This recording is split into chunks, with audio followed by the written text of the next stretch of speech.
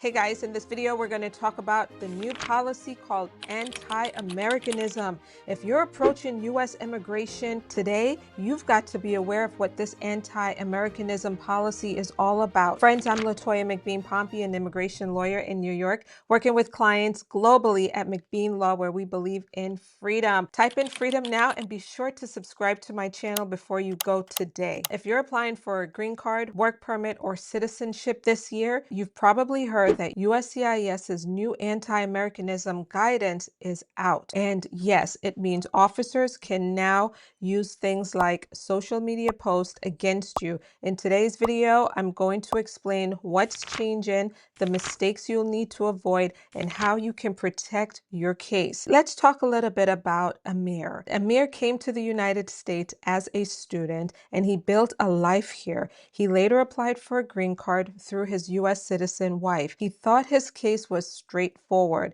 But at his green card interview, the officer pulled up his social media. Amir has criticized U.S. policy overseas. Nothing violent and nothing radical, but nonetheless a criticism. But the officer hinted those posts might show anti-American views.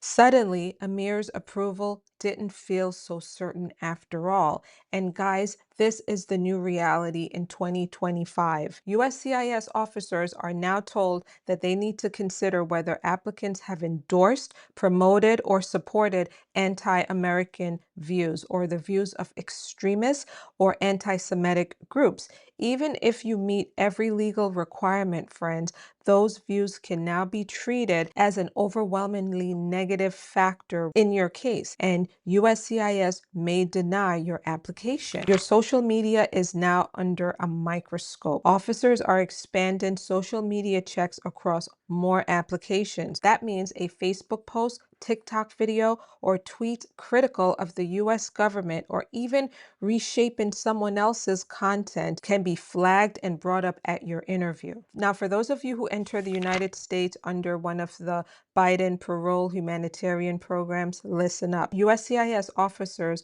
are under new orders to dig into humanitarian or border parole cases. If there are mistakes in your applications, like anyone else, of course, inconsistencies or missing details in your parole application, USCIS may treat that as fraud and deny future benefits. What about EB-5 investors? They're also targeted under this new policy. For those using the EB-5 investor visa program, USCIS is now emphasizing discretionary denial for fraud or anything that could threaten national security. Even a minor irregularity in your investment paperwork could give officers grounds to deny your case. We've talked recently about the new good moral character standards, and that's something that you need to consider here as well. And it comes into play with a naturalization application. The naturalization process now takes a broader view of good moral character. Small mistakes in your record or even concerns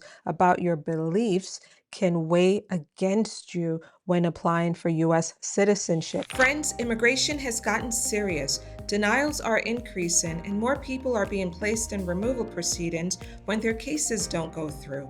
If you and your spouse are preparing for your green card interview, now is the time to get ready the right way. That's why I've created my green card interview prep for couples course, 23 videos, key takeaways, and worksheets to guide you step by step. Pre-order before September 15th, 2025 and get 15% off.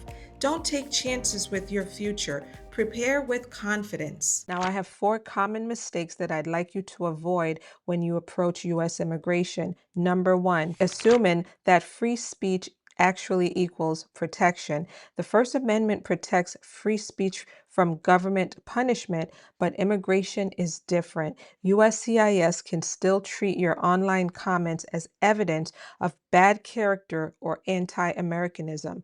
Number 2, walking into your interview unprepared. Officers can now ask deeper ideological questions. If you stumble, get defensive, or contradict your application, that can hurt your credibility. Number 3, overlooking parole details. details, and we discussed this earlier.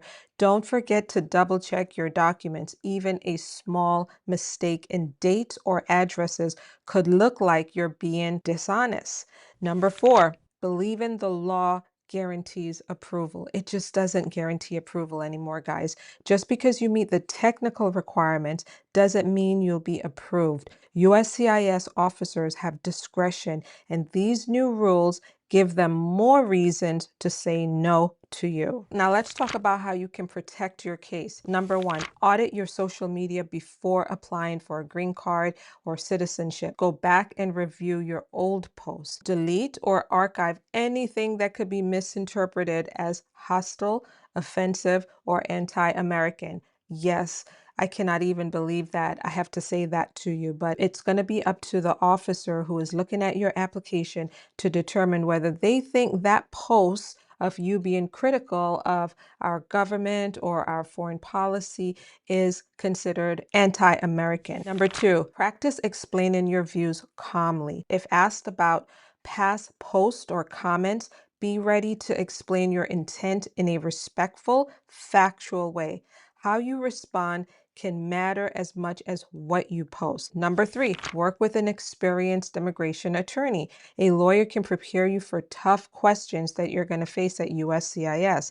The lawyer can also prepare you to highlight positive evidence and make sure your case is presented in the best possible light. And finally, friends, number 4, address issues early. Don't wait for USCIS to find problems. If there's a weak spot in your history or application, deal with it proactively before it becomes the reason for your denial. Friends, USCIS's new anti-Americanism crackdown makes immigration more unpredictable than ever before, but you don't have to face this alone. At McBean Law, we've helped more than 10,000 clients navigate immigration challenges. If you're applying for a green card or citizenship in 2025 or facing removal proceedings, reach out for a consultation. And don't forget to like, share, and subscribe to McBean Immigration TV before you go today. Comment below and let me know your thoughts on this one. Thanks so much for watching, and I will see you in the next one. Bye-bye.